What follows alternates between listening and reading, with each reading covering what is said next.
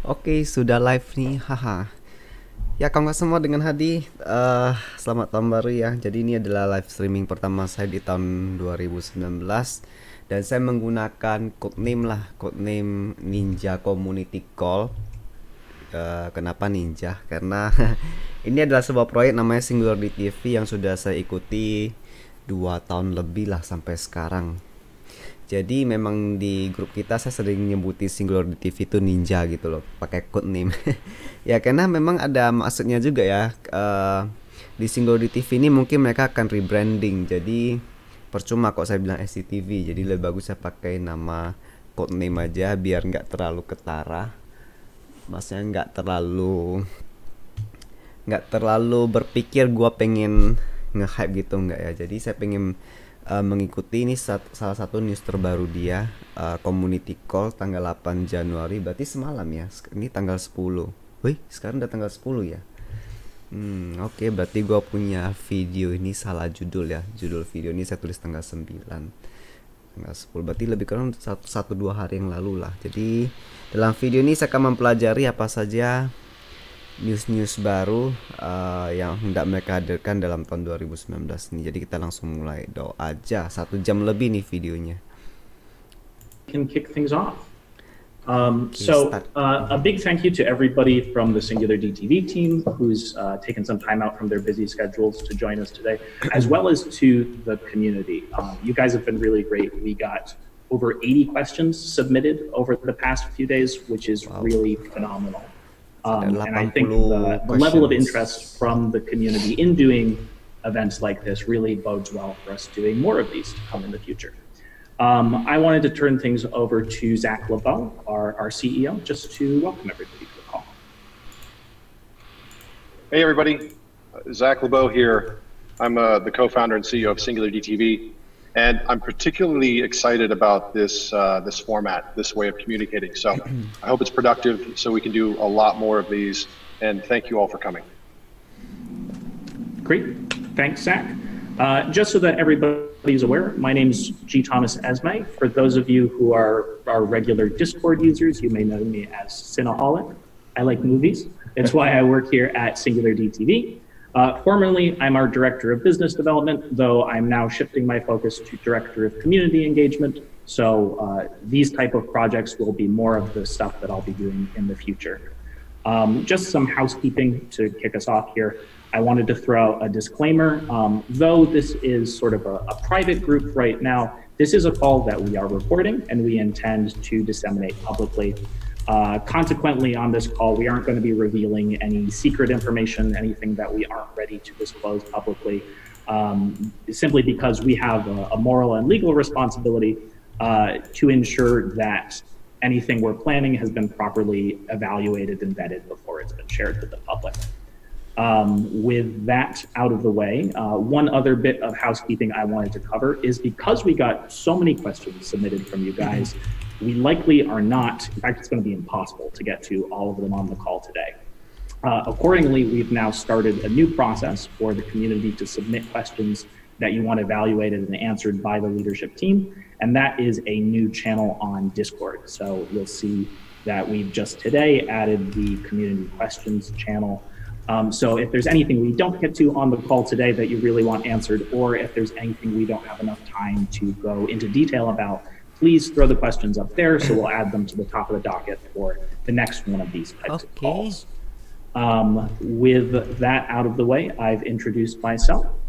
You've heard from Zach already. Jason, would you mind introducing yourself? Sure. Jason Terrell, I'm the Vice President of Content here. I started with the company in April of 2020. Experience with design. Aduh, ini introduction. Let's see. Introduction Jake, kita skip aja lah ya. With Jason and Kita skip aja really introduction trying ya. to Pengenalan diri nggak perlu. Yeah, can you hear me? Claude, would you mind introducing yourself? Could you say hello? 6 menit hanya untuk pengenalan. Banyak orang loh di sini. It looks like we've got a few other users who I don't recognize. 5 questions from the members of the community. Some of the overview information. One question we got a lot is, when will EtherVision be ready? Antonius Blockchain in particular on Reddit is one of our users who submitted the question. Okay, over to me. So when will EtherVision be ready? EtherVision is actually the working title for our DDP, and DDP stands for Decentralized Distribution Platform. So internally, recently, we've shifted from referring to it as EtherVision to DDP. Our DDP, it's not going to be launching with the name EtherVision. So the beta launch of our DDP will coincide with our rebranding. So this new name that will embody the DDP is yet to be unveiled. It'll be unveiled soon because the beta of our distribution platform is launching sometime in Q1 of 2019. So pretty much any time between today. Oops, tunggu balik lagi. DDP, it's not going to be launching with the name EtherVision. So the beta launch of EtherVision is actually the working title for our DDP, and DDP stands for Decentralized Distribution Platform. So internally, recently, we've shifted from referring to it as EtherVision to DDP. Our DDP, it's not going to be launching with the name EtherVision. So the beta launch of our DDP will coincide with our rebranding. So this new name that will embody the DDP is yet to be unveiled. It'll be unveiled soon because the beta of our distribution platform is launching sometime in Q1 of 2019. So pretty much any time between today and March 31st, our rebranding and the launch of our beta will commence. Marketing and communications and our branding team, they're going to be very active in giving you updates just before and when this is happening. So you'll all know about it. So please stay tuned for that. Something I also wanted to convey is basically just to set a little bit of expectations here with regard to our launch of our beta. So please don't expect us to launch something like a blockchain Netflix right out of the gate. I just wanted to say that because it took billions of dollars and over a decade for Netflix to become who they are. Jadi di sini dia ngomong bahwanya jangan ekspektasi terlalu besar lah di EtherVision karena nggak akan sebegitu grand gitu loh. Akan simple doang di awal-awalnya, ini nanti pelan-pelan baru di upgrade gitu. Karena kalau mau jadi seperti Netflix itu mau menghabiskan sangat-sangat banyak duit kata dia. Jadi jangan terlalu berekspektasi besar. EtherVision akan di-rebrand menjadi DDP, ya ini akan menjadi nama baru dia. Jadi semua Singular DTV ini akan di-rebrand setahu saya. Jadi mungkin kita nggak akan tahu namanya Singular DTV lagi, entah di-rebrand jadi nama apa kita juga nggak tahu. Jadi beta akan terjadi di Q1 2019 Januari sampai Maret, sampai antara waktu inilah. Oke, jadi jangan gimana tulis ya. Platform akan terlihat sederhana. Mau ditulis nggak usah lah ya, biar aja, nggak usah ditulis lah, lanjut aja.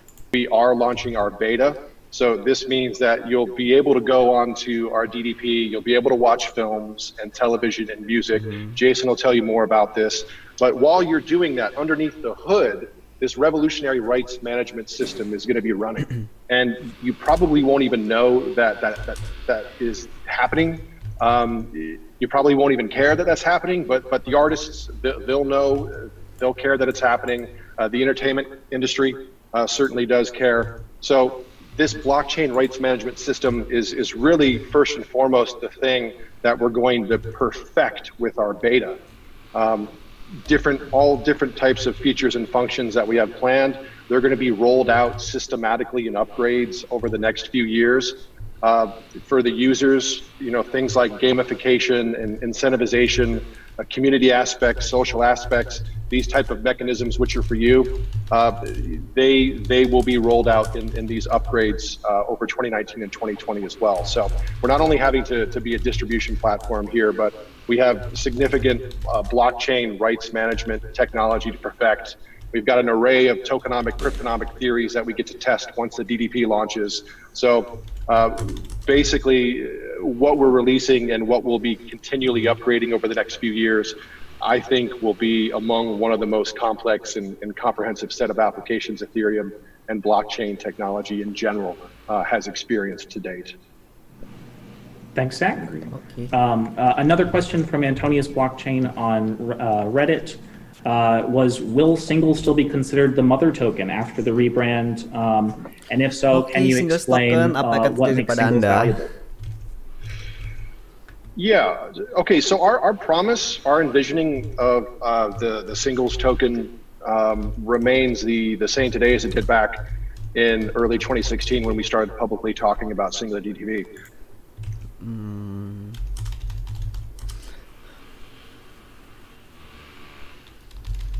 Tetap singles token tetap akan berfungsi sebagaimana yang telah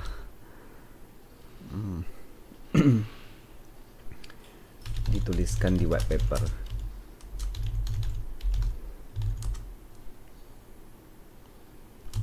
Tahun 2016 ya. Oke, lanjut. So again, the entire point of the singles tokenized ecosystem is to gravitate value into the singles token. So wherever revenue is generated within our ecosystem, the point is to push that into the singles token. Okay. So as a lot of you can imagine, there are various regulatory and legal considerations regarding this, and it's planned that our upcoming token upgrade will help facilitate us keeping this promise and take this our entire tokenized ecosystem to that next level. Oke, jadi akan ada upgrade di apa nih singles token. Akan ada upgrade pada singles token ya. Maksudnya mungkin dia bisa mempush apa dividen ya, pembayar dividen ya. Mensupport revenue distribution, dan mungkin untuk regulatory apa purpose ya, mungkin KYC ya, mungkin saya ada kayak firasat gitu ya, mungkin nanti di single token tuh kayak dibikin semacam security token gitu, kok saya nggak salah akan ada pada single token.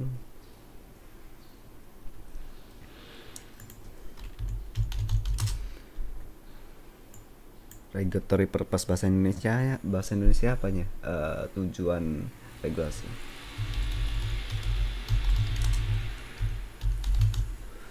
Oke, ulang lagi, kita dengar lagi. So as a lot of you can imagine, there are various regulatory and legal considerations regarding this, and it's planned that our upcoming token upgrade will help facilitate us keeping this promise and take this our entire tokenized ecosystem to that next level, basically. Great. And then another sort of general question we got from Urius on Discord, Zach. What's the status of number of employees at Singular DTV? Okay, we're at about 50 team members worldwide right now, and it's important to note that we did start optimizing our operations during the market contraction, and we started this optimization in August, and that pretty much ran its course from August to December. And what that looked like is we basically, on average, cut about 40% of our expenses all across the board. Okay. Ada lebih kurang 50 orang dalam tim mereka di seluruh dunia. Kemudian dan barusan juga dan tidak lama dan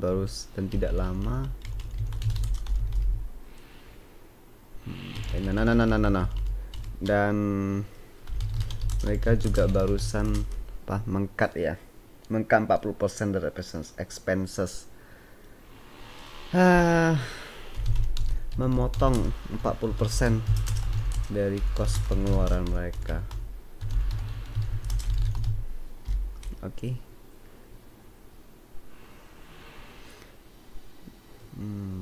Berarti lagi berhemat cermat nih. Oke, lanjut. So Martin Trepp, who is our new CFO, he came on board during this time and helped with this optimization. It was his number one goal. And when I say optimization, it's really just a phrase that basically means layoffs and budget cuts. Martin and we were very aggressive in making sure that Singular DTV is running as lean and efficiently as possible. So all of our resources are focused on our major priorities and promises.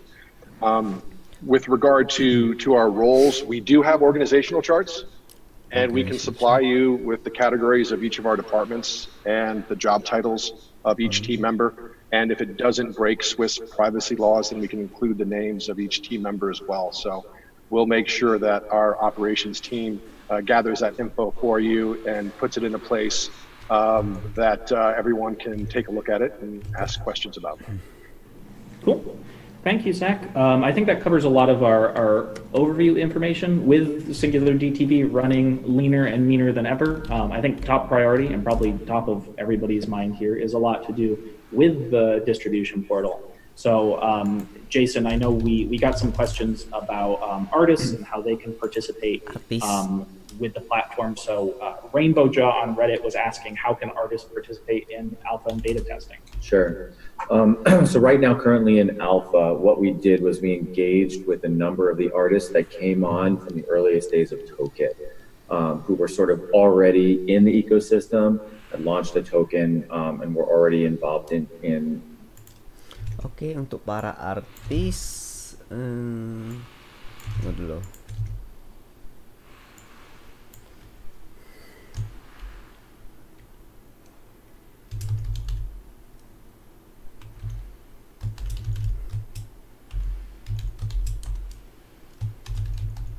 Kreator.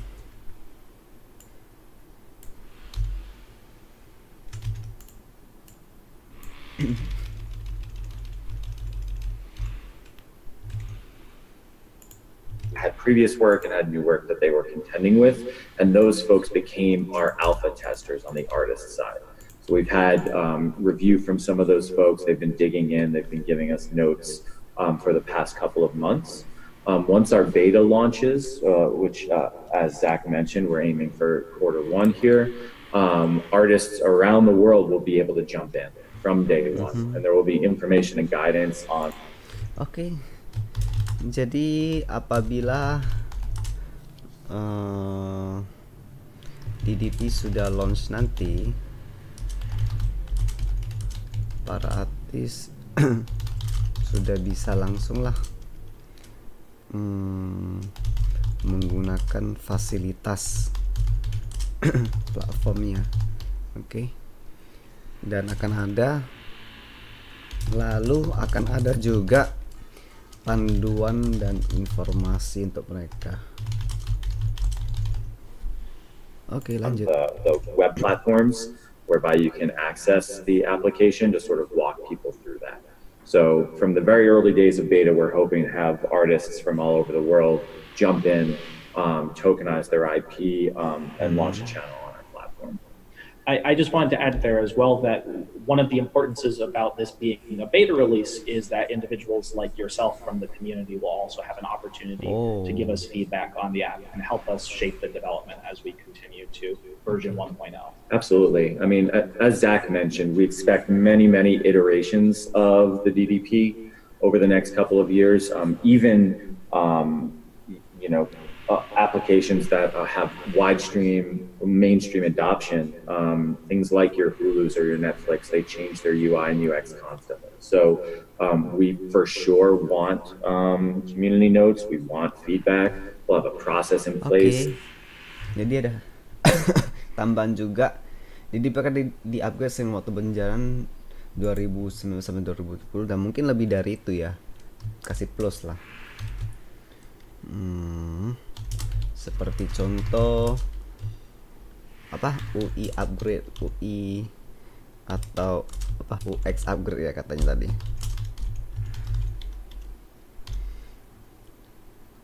Seperti contoh nyaskoma. Lanjut. balik sedikit dulu ya. We for sure want community notes. We want feedback. We'll have a process in place to gather that feedback so that people understand they have somewhere to give their opinions.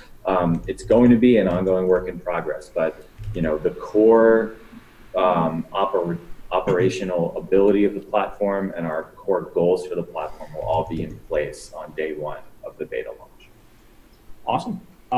I think this is something that Zach touched upon earlier, and sort of an addition to Rainbow Jaw's question is, will any of the rights management features like royalty forwarding or for cast or crew, or license-based automated revenue sharing with distribution partners like kickbacks, will this be available with Automated the beta launch? revenue sharing.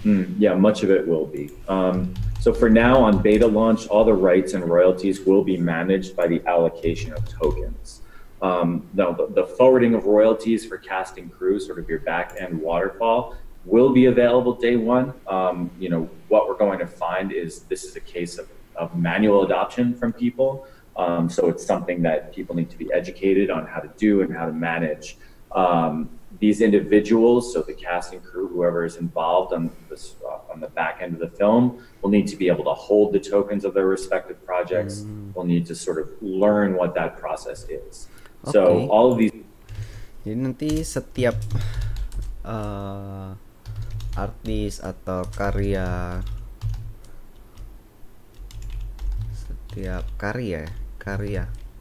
dari artis atau musisi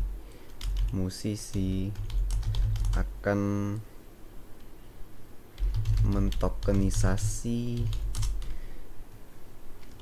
akan memiliki token dia sendiri.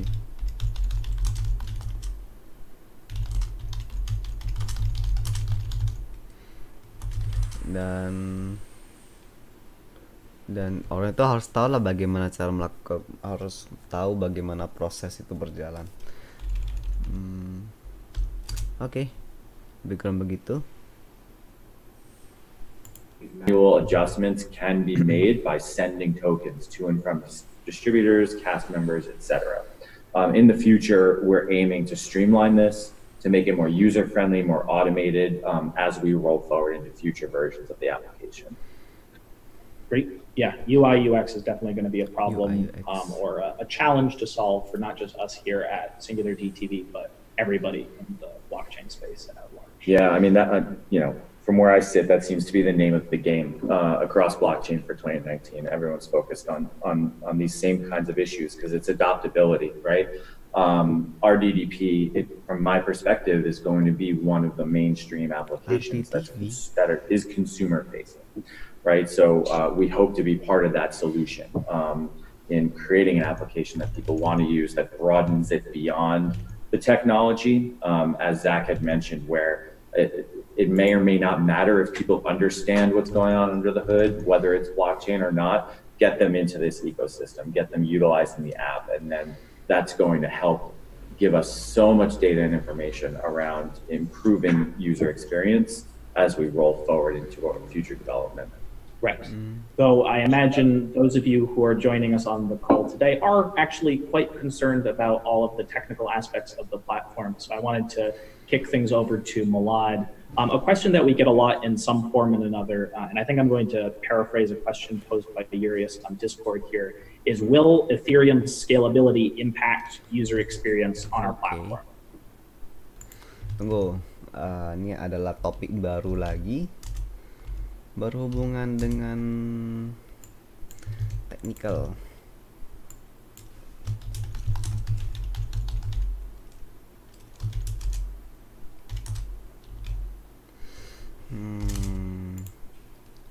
Ya, aku harus susun dulu.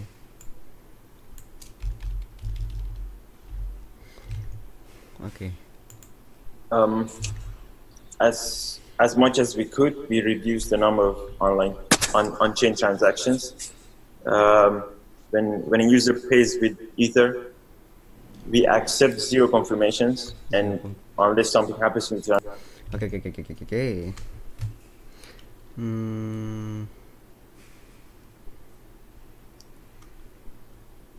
Mereka melakukan beberapa Apa nih? Tunggu.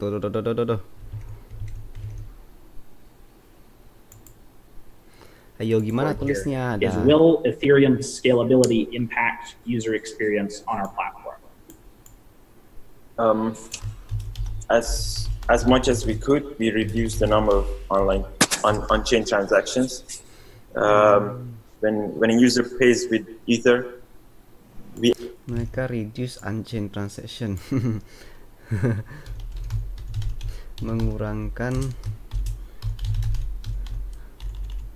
on-chain transaction.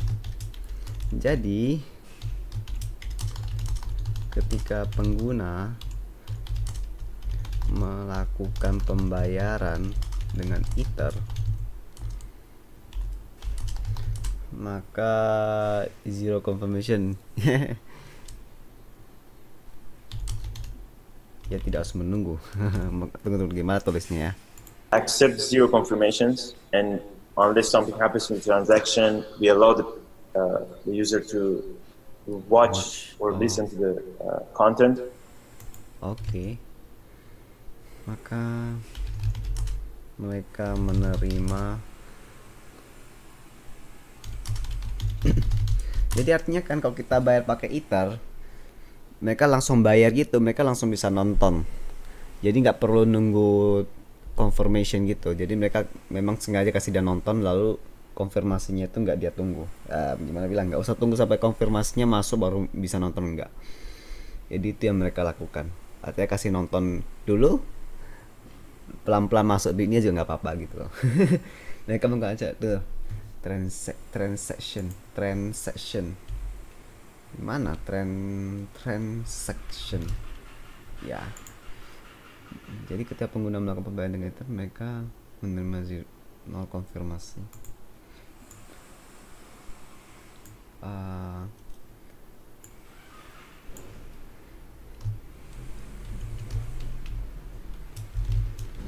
Menerima, mengaccept.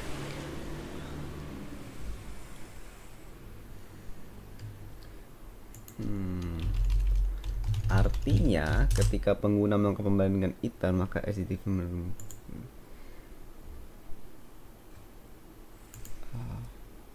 yaitu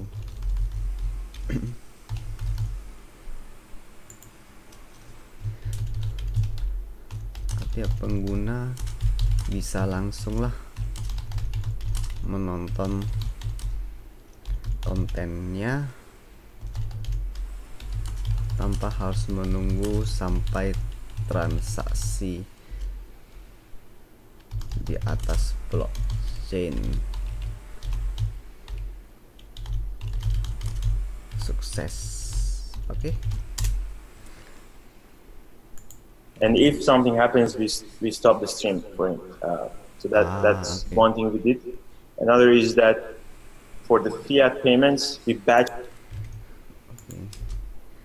Tapi jika ada sesuatu yang salah terjadi pada transaksinya, maka secara otomatis konten streamnya akan berhenti. Yap. Oke. Lanjut. Transactions, so oh ya, ada fiat payment juga. all the on-chain transactions are minimized. In the future, the scalability of Ethereum will help us to do more on-chain transactions with more data on-chain. But for now, yeah, we have a hybrid model of on-chain and off-chain. Great.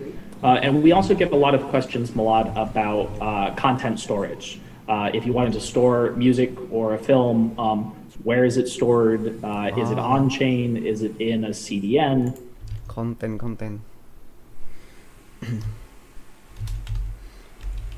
Tunggu dulu, lanjut dulu. How does the music streaming work with blockchain components? And this is coming to on-chain the chain is a very scarce resource. We can't just use it whenever we want. The content is stored. The content is distributed peer-to-peer, right? And we run our own peers to help availability of the content. But whenever someone watches from their desktop, they also help the network. They upload and download at the same time. Yeah, so we have a peer-to-peer network for that, but yeah, it's off-chain, of course. Yep, content stored off-chain, but still using a decentralized method. Yeah. Untuk storage konten ya dilakukan secara off-chain, tapi turut menggunakan metode, tapi turut melibatkan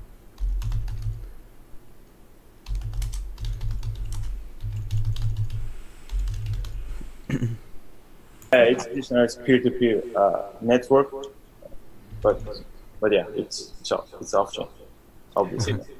And G, if I could jump in real quick too, because I just wanted to reiterate that really we have a number of priorities, but one of the #1 priorities really for us, for Singular DTV, for what we're doing, is basically programmatically embedding intellectual property into data vessels that we're calling tokens, okay? And then managing the rights, revenue, the royalties, the residuals with the blockchain. So the rights management system and the blockchain technology that we're building and developing to manage the rights management system, that's first and foremost what this big innovation and evolution of the entertainment industry is all about from where we sit. Yeah, the distribution part is just a way to decentralize, to minimize cost, right? To allow people to publish themselves without needing huge amounts of servers. Yeah, but and we're very aware too that we have a phased stepped approach to everything we do. We realize that we can't get to the end right away. There are many considerations going on, and we constantly have to cater our architecture around this. Scalability, of course, being one of the major ones. I think that's a good way of thinking about or explain to the community how we're thinking about implementing blockchain, what it's good for, and also what it isn't good for within the entertainment industry. Something that we haven't really touched upon yet, and I wanted Jake to speak about at least briefly, is some of our content as well, because that's something else that we do that hasn't even come up yet. We've gotten a lot of questions about Trust Machine in particular. Okay. And I know the community's been asking about why they can't view Trust Machine already. When are we going to airdrop rights to be able to view the film? Would you be able to speak about that, Jake? Yeah, so with Trust Machine, we're likely moving away from airdrops as they currently work today. But we are planning on giving this film away to community members, as well as making it available for low cost for university and other educational screenings.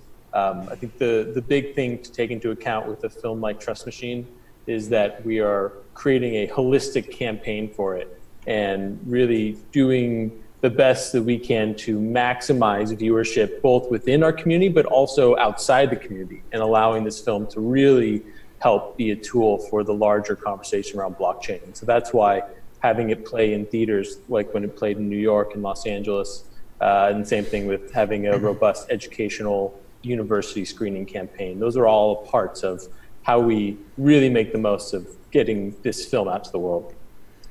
Yeah, one of the things that what Jake and I are on the front lines is dealing with the entertainment industry in its current state. There's certain sort of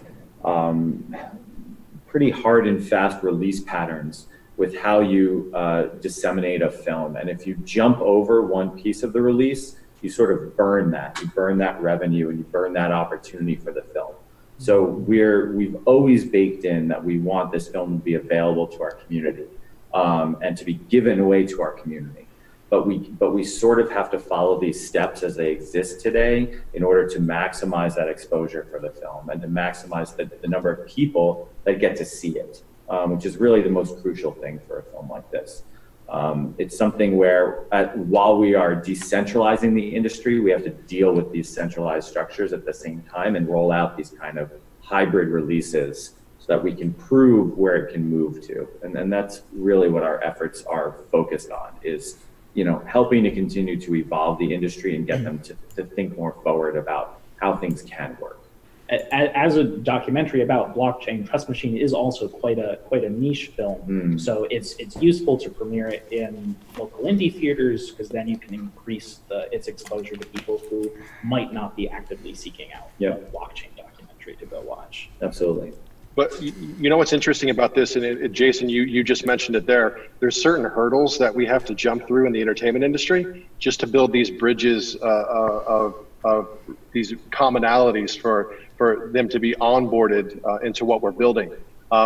Actually, a case in point, a kind of funny story, is that when we're talking digital rights management, Milad and Jason and our team actually built a better system for security and digital rights management. It's so much better in so many ways than what the entertainment industry uses now. But the thing is, the entertainment industry is a little scared of it because they don't know what it is. So we have to employ two different sets of security. One that is the blockchain security that we developed, and the other is what the entertainment industry knows. So we have two levels of security going at the exact same time. And basically, once the entertainment industry gets used to it, the old way is going to be like training wheels. That'll drop off, and we'll be able to phase into the blockchain security measures that we developed. So little things like that are kind of interesting when dealing with these large legacy institutions and how they do things. Yeah. Can I ask a real quick question, Thomas, if I may? That Trust Machine was I had the opportunity to get to see that show. It was just really, really inspirational. Maybe a question maybe pointed to Milad.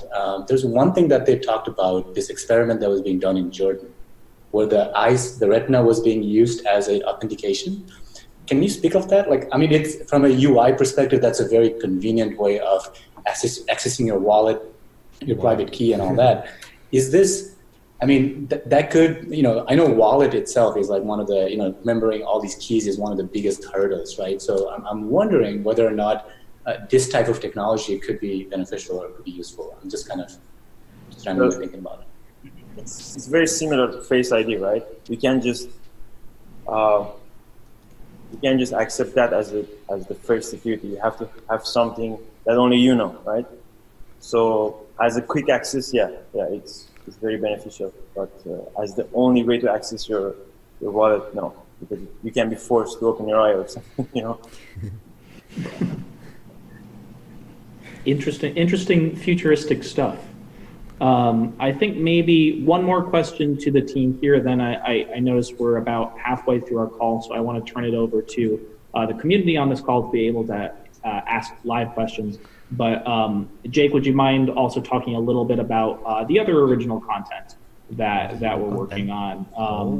Sci-fi series, The Happy Worker. Can you share any updates about any of those? Yeah, so, well, Trust Machine, of course, being our first original title, and Oke, tunggu.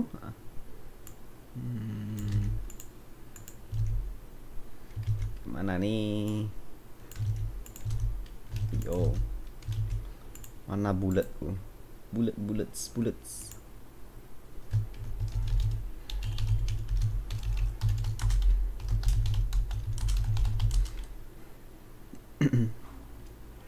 First original title Trust Machine ialah gimana tulis tuh? Bahasa Indonesianya apa? Konten asli pertama mereka. Lalu next. That film is currently in the midst of its release campaign, as we just mentioned. The Happy Worker is currently in post-production, which is really exciting. So that's plugging away. The sci-fi series is still in pre-production. Aduh, pre-production, post-worker production. Post what? Post what? Apa dia bilang tadi? As we just mentioned, The Happy Worker is currently in post-production.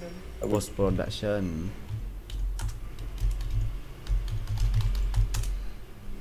Happy Worker.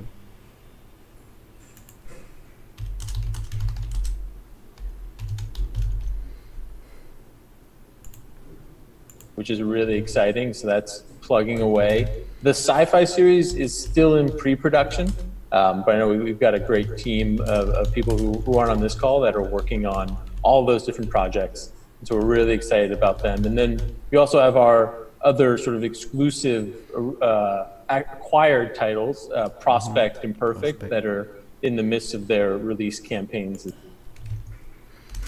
Kemudian Prospect. Hostnya kasih apa ya? Kasih tanda kutip biar tahu gitu loh.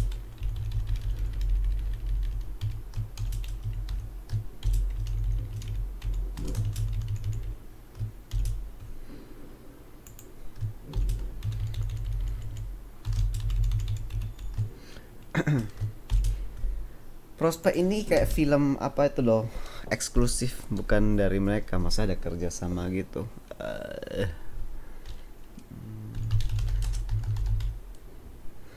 Dalam launching campaign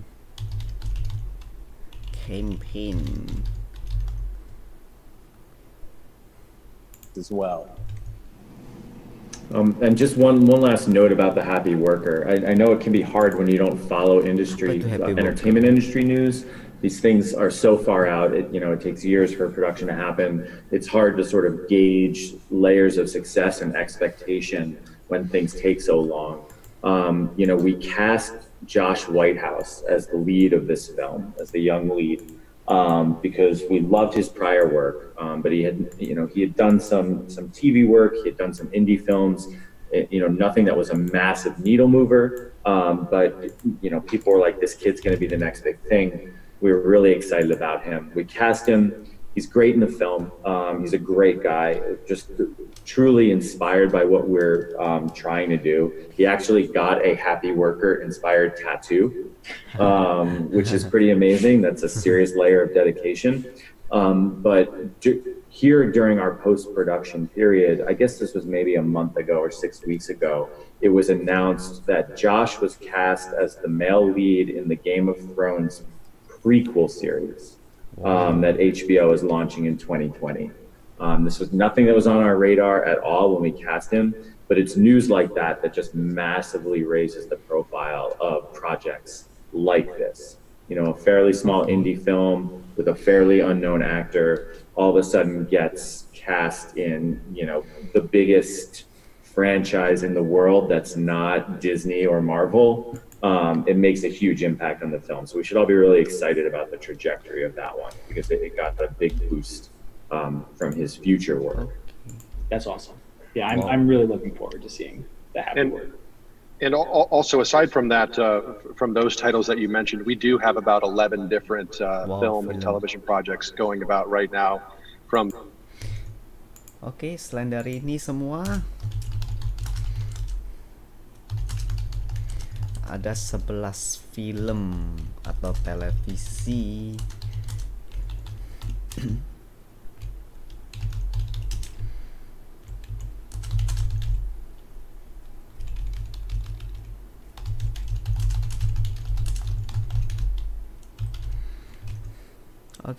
development to post-production. A couple others that are really exciting and interesting is in post-production, we also have a coming-of-age film called Antarctica, which is being edited in the next room right next to us right now.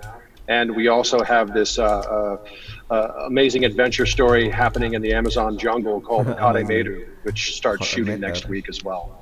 So banyak angka tulis lah ya. Awesome. Well, I think we've covered a little bit of most things, but definitely by no means everything that was submitted in the community questions. But I did want to open the floor up to the members of the community who joined us on today's call to ask any follow-up or additional questions that you guys had on your mind, so we can talk them over here. Would anyone like to start? Yeah, I could just start off just asking about the production. Zach just talked about a couple of new productions. I also heard about the New Frontier. I know that you guys are pretty excited about that, and so are we. So I'm just kind of wondering if you can give us an update on what happened with New Frontier. New Frontier kayaknya. So Anil, the amazing thing about New Frontiers, New Frontier, is that it took. Tunggu. Di sini ada aktor.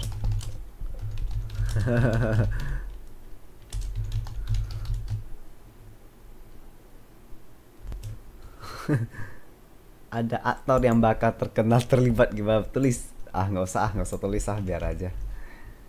New Frontier tuh kayaknya nama film lah. Took almost a year and a half to negotiate the contract, which was, I mean, we were biting our nails off at certain points. It was very, very frustrating, and that's what we had to deal with in this legacy entertainment industry, with all the lawyers and all the producers and everyone involved. Was a year and a half of contract negotiations. We just finished contract negotiations. We just finished the contract before the end of the year. So now we're free and clear, and we can actually begin in 2019 moving this thing forward in a meaningful way. Dan sudah clear di akhir tahun, dan sudah aman lah maksudnya, dan sudah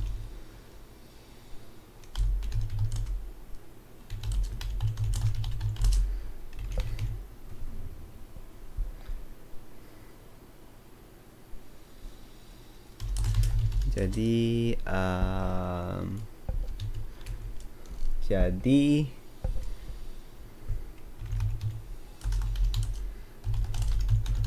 produksi yak.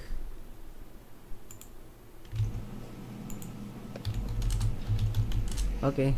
Any other content related questions, or did we want to move on to another topic?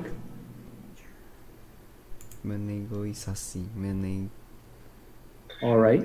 Hey G, there was a question that I noticed about bringing Tokit out of beta, and I did want to address that if no one else had any other questions real quick, because I think that Tokit is one of these. It's a little bit misunderstood in a sense. I think it's important to realize that Tokit is inextricably linked to our DDP. Because the purpose of Tokit first and foremost is basically to represent version number 1 of our rights management gateway, and we can't give our rights management tokens relevance without context in the proper infrastructure. So our DDP is providing this content, this context and infrastructure. So Tokit essentially is being made relevant by the DDP, and it's always been planned like that. Every single piece of content that goes on the DDP will have to go through Tokit first. So all of those rights management tokens are generated from Tokit.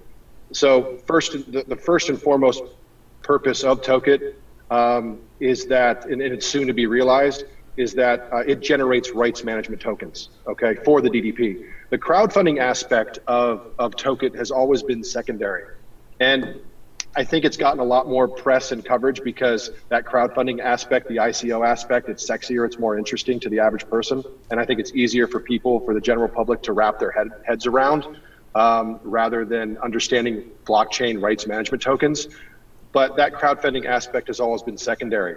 And with regard to the crowdfunding aspect, you know, there are certain jurisdictions out there in the world that exist where Tokit can be utilized to create all kinds of tokens, right?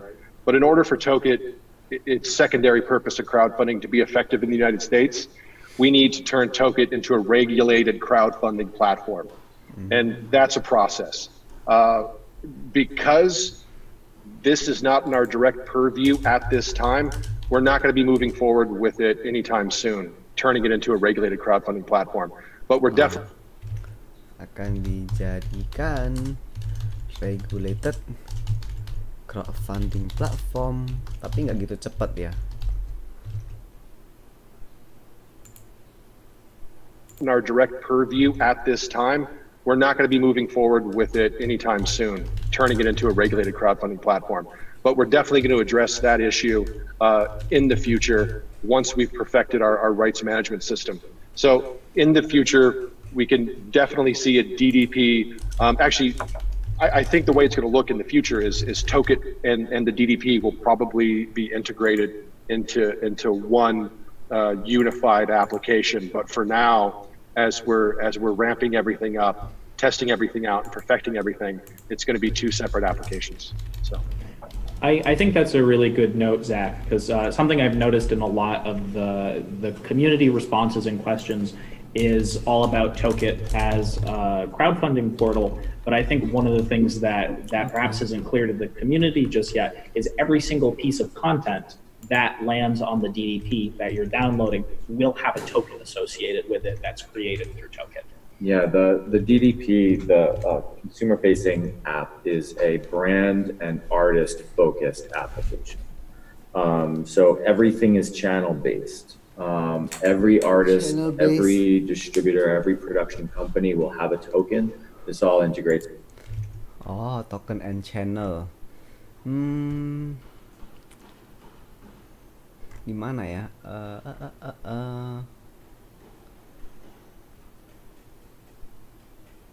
Akan memilih token dan ekonomi sendiri. Selain itu, setiap dari mereka juga akan memiliki channel tersendirinya. Oke.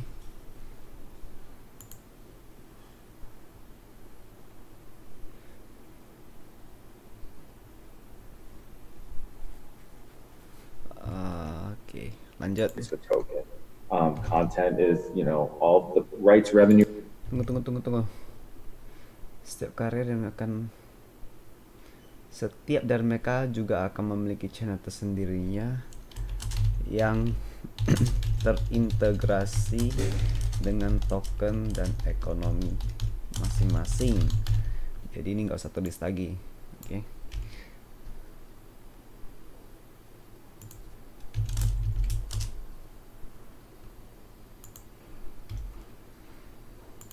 Management, the whole goal was to make it token driven, and that remains the goal. So they're inextricably tied, as Zach said, and will only be more so as we go forward. And there was an interesting article that actually came out not too long ago, very recently, and it was basically about hey, there's already been a killer app that's been generated from Ethereum, and that killer app is the concept of tokens and tokenization. And I think sometimes that's lost when we're trying to look out in the crypto sphere and see what sort of decentralized applications are being launched, when really the number one most impactful so far has been the concept of a token itself. And if I could just jump in really quick, my name is Matt McGivern, the Token project manager. I think it's really important to note that we really need the DDP to come online before Token can really show what it's made of, because all the tokens that are used on the DDP are going to need to be created through Token right now. So, just wanted to make that one comment. Go ahead. One moment. I just wanted to follow up with Matt, because he shared an interesting statistic with me earlier today that I think is of interest for the community. And that's, I know it appears that there's only been a handful of crowdfunding campaigns on Token, but Matt, how many tokens have been created so far? So roughly around 250 tokens created, about 60 campaigns. And that's without a distribution portal where all of the content that's associated with these tokens can live. So I think we'll see a lot more activity heading into the DDP launch. But what was the question that you wanted to ask, Daniil? Yeah, so I know that within the United States, participating in Token at the moment, as Zach alluded to earlier, that there's quite a bit of that process. However, in the other jurisdictions like Japan and Korea, Hong Kong, among maybe even some of the European countries, is the process just as extensive? Can Token already do what it was intended to do in other jurisdictions, so that USA, okay, maybe we'll just join late to the party, whatever. But can you speak of that? What that process is in other jurisdictions? Yeah, basically, Anil, the meaningful jurisdictions out there with the most traffic and business, really for us, They generally take the lead of what the United States is thinking and doing, Japan being one of them. So one of the reasons why, if we're doing crowdfunding with Token in the United States, that's why the future of Token is in regulated crowdfunding, because we would need Token to generate digital securities. And we would need to do that through a regulated framework. Japan is very similar, we found, to the United States, and when we're talking about actually meaningfully sharing rights, revenue, value with unaccredited investors, there's a lot of jurisdictions out there that require some sort of regulatory framework around Token in order to do that, basically. Claude raised his hand. Why don't we go to you next then, Claude? What's your question? Actually, I was listening to, I had a comment about a discussion on the email I had with Matt recently that said that you would allow other Ethereum token to be used on the DDP. That's a very important information. What? So could you confirm that, Matt, what you sent me on email last week? That your token will be able to be used within the DDP? Yeah, no, because the point is that for the movie we are making, despite the staff is quite famous in France, but the system is, the actors and the people acting in that industry, they're really not ready for buying it right now. And since there is very, very low visibility at the moment on Tokit, we are thinking about launching the token on another platform. So the question is, will it be possible to do that? So you're thinking about pulling it into a different platform? Yeah, to get the funding, because you need money. But that's good to have the token, but if you cannot sell it, it doesn't have value. It has value after you sell at least part of it. I understand. Yeah. So any of these tokens will be, you can utilize them on for distribution with us. You can still distribute with us, absolutely, if that's your question. Right. Regardless of what you do with the token, you'll still be able to link it to your content living on the DDP in the back end with the artist upload process. One comment, you could theoretically create whatever token you want on Tokit, even if you raised funds somewhere else and then recreate another token in Tokit and redistribute the tokens, right? I mean, you could do that, right, Claude? Because if you raise money in some other platform, that's fine, but you can also create whatever tokens you want in Tokit and then just give those tokens to that same addresses and then just move on. Yeah, he's right. Yeah, that's a good comment. And the other question was about the communication. That's my point of view, that it's really nice to be able to interact in live together. Now, today in audio, but written on Discord. But on the other hand, I think that you got all the information that if you're looking for one information, you need to go through all the discussion. And many times when I don't go on Discord for like 2 weeks or 3 weeks, I've got so much to read. So from my point of view is that a community website with, which will allow to organize all those information better would be very positive. If you don't have a plan like that, what is your proposition to improve the communication? Because maybe it was next year is going to be better. It's because of the circumstances that made it very bad. But this year, I really feel that sometimes it's frustrating for us to don't be able to communicate in an efficient way. Yeah, I can speak about that a little bit, Claude. One thing you may or may not be aware of is right now, one of the major steps we're taking in the rebrand is to launch a new website. And one of the features that will be built out there is sort of an... Okay, new topic. Fakta lain ya. Apa ya? Poin lain.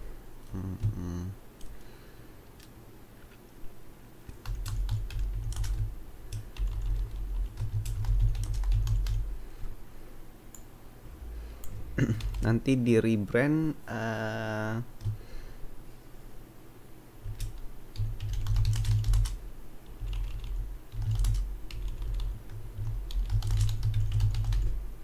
Tunggu.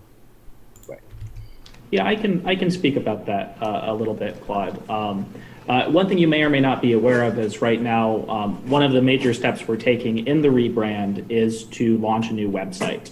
And one of the features that will be built out there is sort of an informational page where all of the resources will live that you can refer back to those. In the short term, you can certainly refer to Medium, and we're hoping to get more company updates out there, so you don't have to scroll through a lot of chat in Discord. But it's definitely important to us to preserve all these different styles of communication, to provide informational resources so you can easily refresh yourself on what's up to date, but also to provide a place where members of the community are able to ask questions and engage in critical discussion.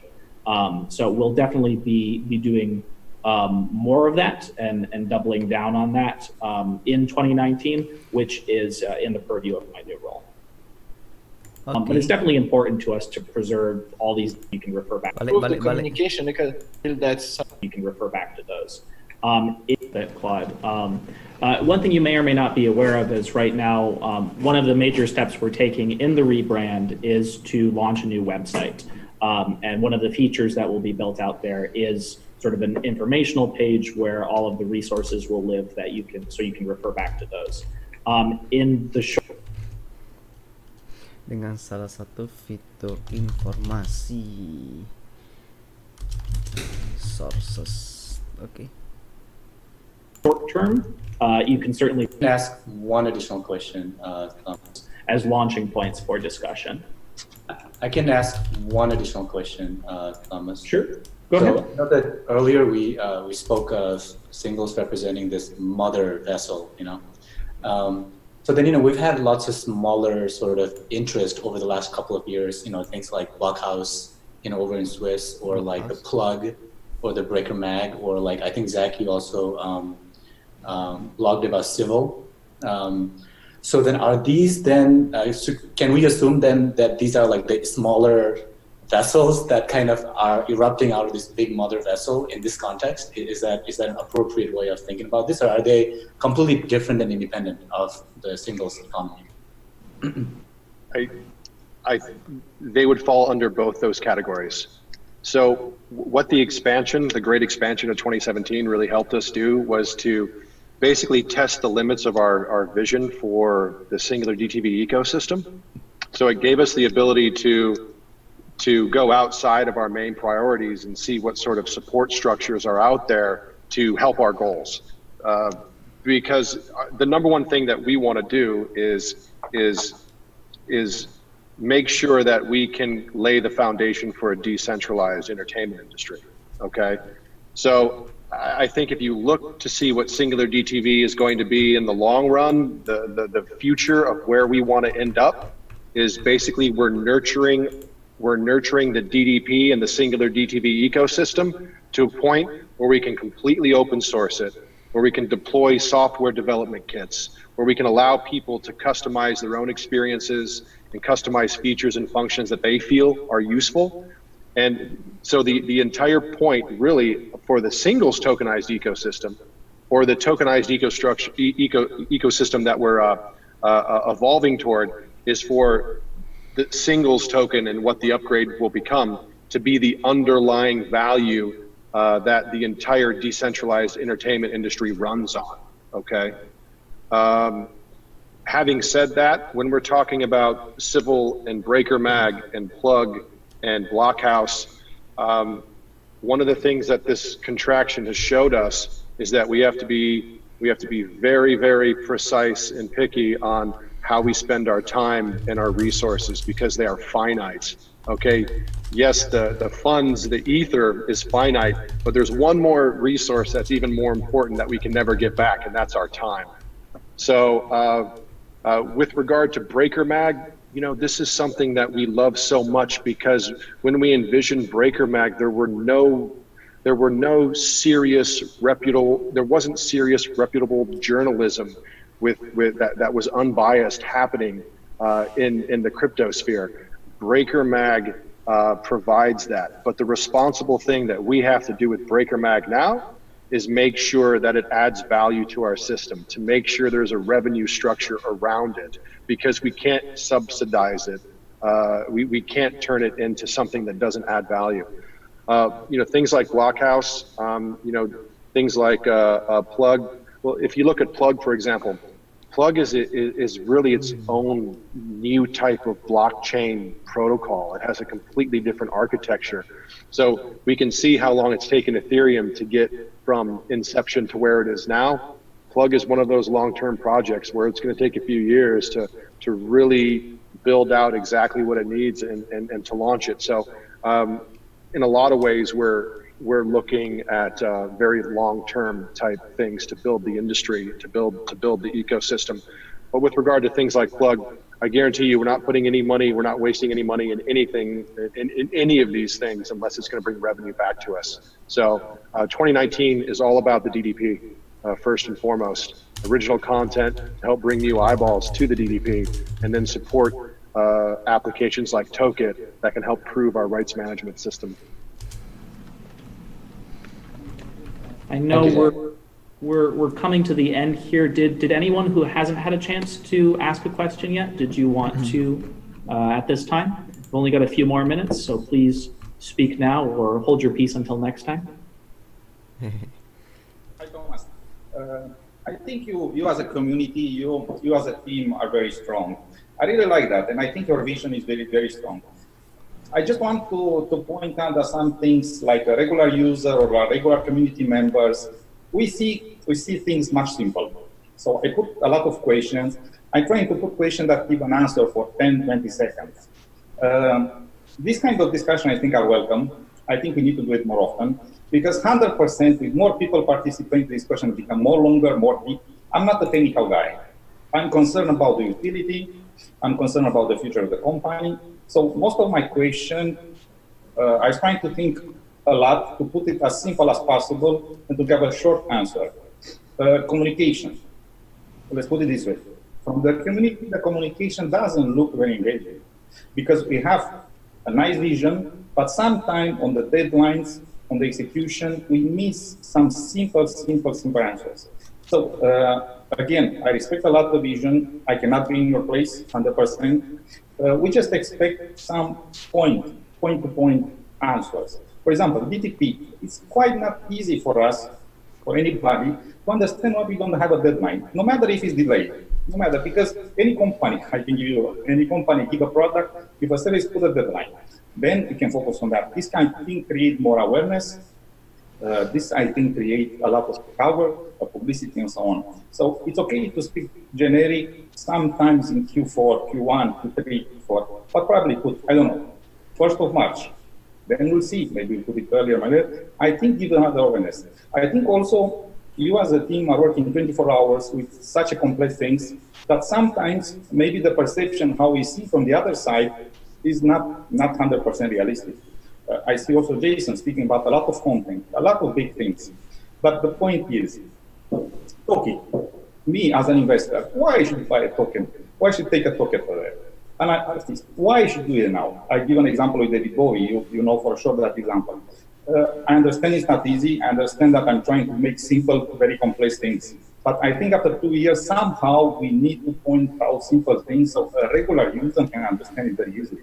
Otherwise, website, a simple thing, you have such a strong thing there that it's simple, not understandable how such a big company cannot have an easy website, I don't know, with a nice presentation, even Plug, we talk about Plug, has a roadmap and so on put on the, even it doesn't have a token, but has a site that is more appealing. I understand that a lot of things go under the hoods. Komplain bagus, komplain aja terus. But it's already a long time, and one investor don't see the need. Actually, it may be misleading, which I think is a worst case scenario. I'm an artist, I'm an investor. Okay, you want to sustain me with my token. I understand that this is not the main purpose, but the starting of the token was with somehow a crowdfunding, which was not understood very well. I think this needs to be addressed with a simple communication, more point communication. I mean, put on the point. This is how it's working. I don't enter in all the details. I think that the community and awareness about PCDV will become higher if we have this kind of interaction more often. I mean, could be Zach, could be another VP, could be a person that acknowledges what's happening. We really don't know if the Discord is read by everybody. Sometimes some bad things happen in there, sometimes not constructive, but I think from time to time there are people who have some constructive approach. I think some person there put some technical things that are interesting to read. Maybe you will not agree, but reading gives the community the feeling that, okay, we try to do things better together. I think this can be addressed very easily. I don't think it's a big effort. For example, now we have 1 hour. I'm sorry that I'm speaking a lot. I don't want to speak in place of Zach or somebody else. We're speaking 1 hour, but I think it's not enough. We speak generic or vision. I think we take days. I think Zach is talking about this for 10 years and still has time and passion. We like to see that passion, Zach, also from other VPs. I mean, we like to see the passion that you have, that you can work 24 hours. And I don't want to offend anybody, because in Discord we can put the names and so on. Some people are not charismatic. I'm not charismatic. I cannot be there to be a president. I'm not charismatic, as simple as that. I think the face of CDDV, when you speak, Thomas, I like Jason, it show some passion. I think we need to see more of that. I can speak a lot of things, but I don't want to read it now, because I took 1 minute.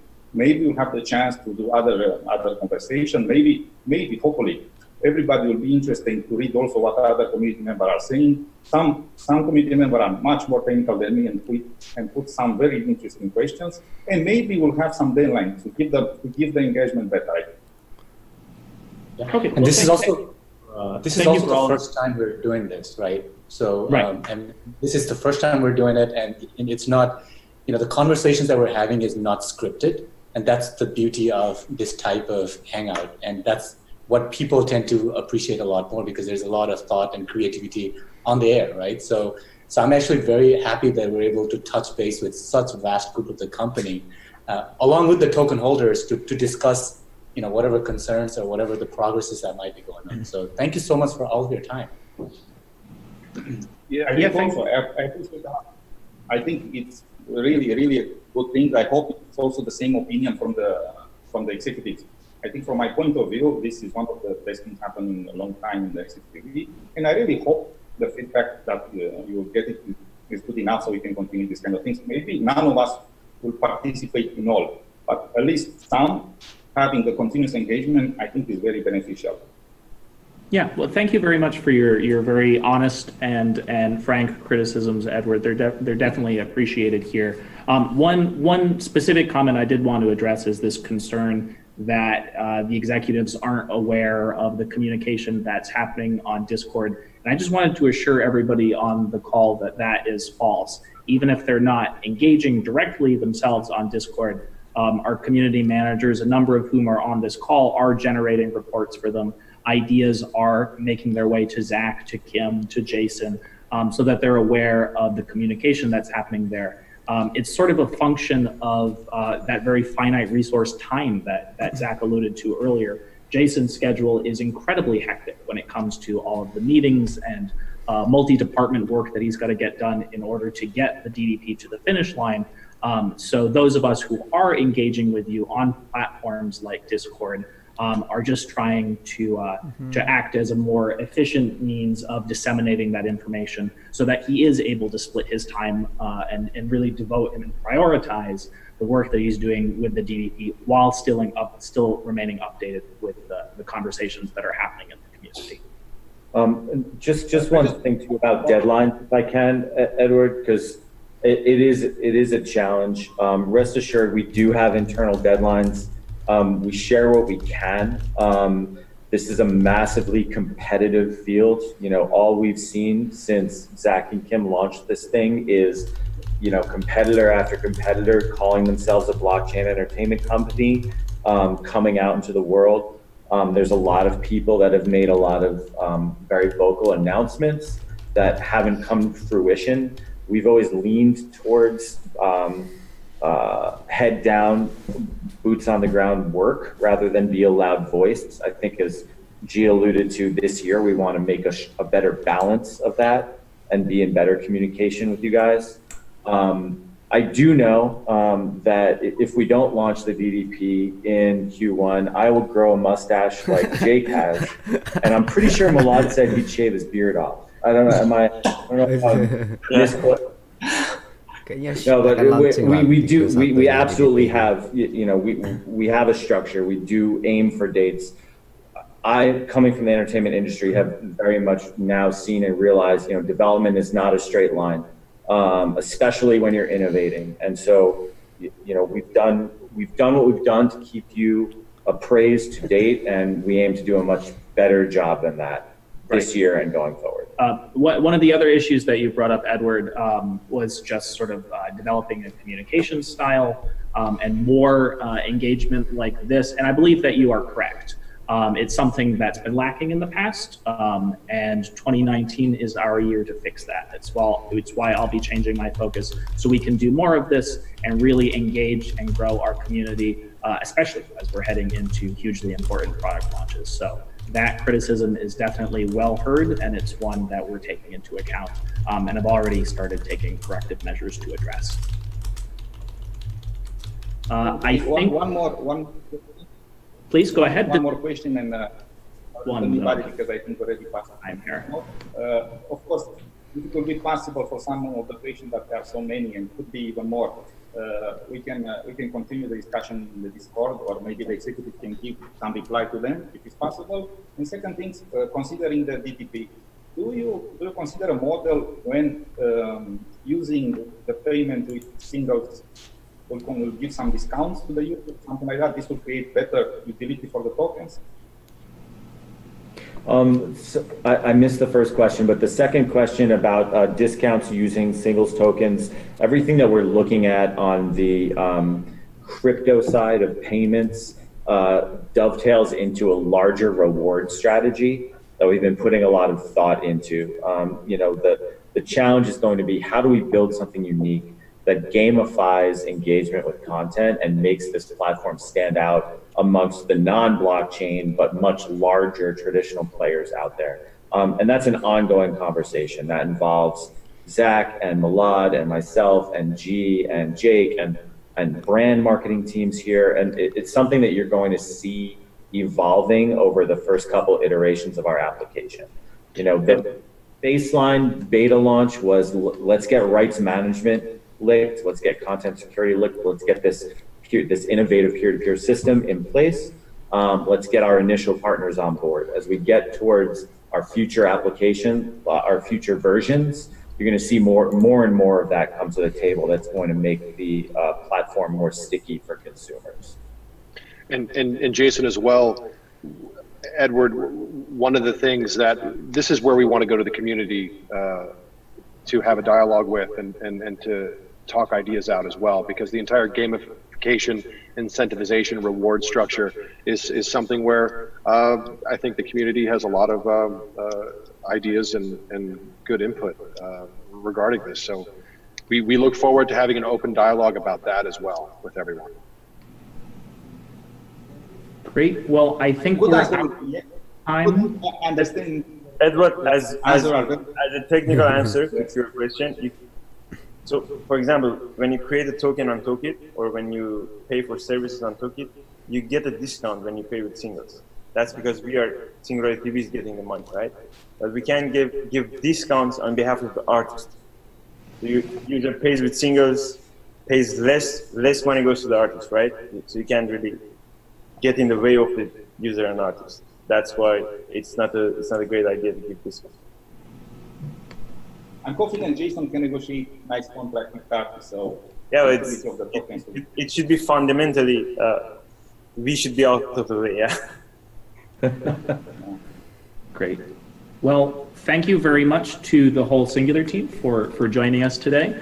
I think this was a lot of fun, and so I'm looking forward to doing more of these later this year. Thank you very much to the community, both those who were able to join us live, and everyone who submitted their questions in advance. I know there's definitely stuff that we weren't able to get to today. I know that this conversation is going to spark more questions, so please head over to Discord, join our discussion on general, and also join our new channel for submitting questions to future community calls, so we can bring in more leaders from Singular DTV, perhaps even sessions that are devoted to answering specific questions. I know we didn't get to a lot of the marketing questions today, so perhaps we'll schedule something with our marketing team for the future. Thank you all, and I think that'll conclude today's call. We'll circulate the video recording via Discord very soon. Thank you, everyone. Thanks. Thank you, everyone. Thank you, guys. Dah selesai dah. Oke, jadi sekian aja perinciannya, detailsnya. Gue akan scroll dari atas ke bawah ya, semua poin-poin yang sudah dibahas dalam community call ini. Saya akan scroll ke bawah sampai belakang paling bawah.